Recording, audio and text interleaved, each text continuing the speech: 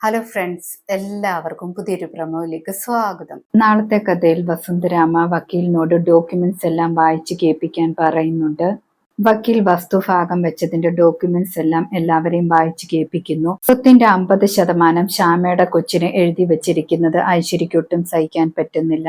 ഡോക്യുമെന്റ്സിൽ പറയുന്നത് പോലെ രജിസ്റ്റർ ചെയ്യാതിരിക്കാൻ വേണ്ടി എന്തെങ്കിലും ചെയ്യണമെന്നൊക്കെ ഐശ്വര്യ വിചാരിക്കുകയാണ്.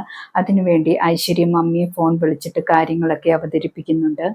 ഐശ്വര്യയുടെ മമ്മി ഐശ്വര്യയോട് പറയുന്നുണ്ട്, നിന്റെ വസുന്ധരാമ നാളെ രജിസ്റ്റർ ഓഫീസിൽ എത്താൻ പാടില്ല, ആ പ്രമാണത്തിലൊന്നും സൈൻ ചെയ്യാനും പാടില്ല എന്നൊക്കെ പറയുന്നു.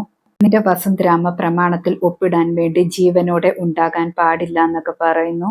അതിനുവേണ്ടി എന്ത് ചെയ്യണമോ പെട്ടെന്ന് തന്നെ പ്ലാൻ തയ്യാറാക്കാനെന്നൊക്കെ പറയുന്നു. ഐശ്വര്യ വസുന്ധരാമ യാത്ര ചെയ്യാൻ പോകുന്ന കാറിന്റെ ബ്രേക്ക് ഇല്ലാതാക്കി കൊല്ലാൻ പ്ലാൻ ചെയ്യുകയാണ്. ഇന്നത്തെ പ്രൊമോ ഇതോടെ അവസാനിക്കുന്നു. കൂടുതൽ ഡീറ്റെയിൽസുമായി വീണ്ടും കാണാം. താങ്ക്